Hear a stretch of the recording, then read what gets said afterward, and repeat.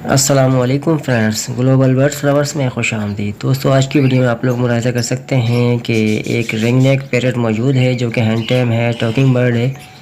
बहुत ही अच्छी टॉकिंग कर रहा होता है। इसकी एज है तकरीबन 11 से 12 महीने। माशाल्लाह काफ़ी हेल्दी है, एक्टिव है।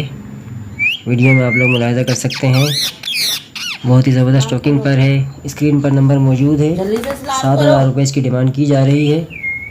अस्सलामुअलैकुम।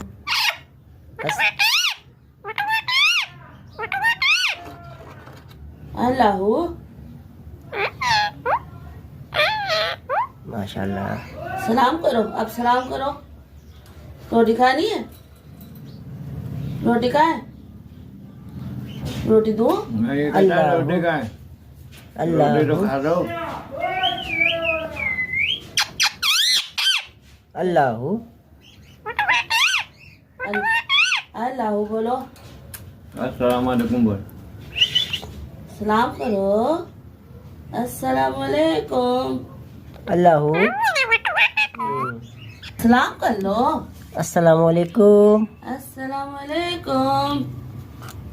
बेटे रोटी खा लो। क्या हुआ मेरे बेटे को? सीटी मार।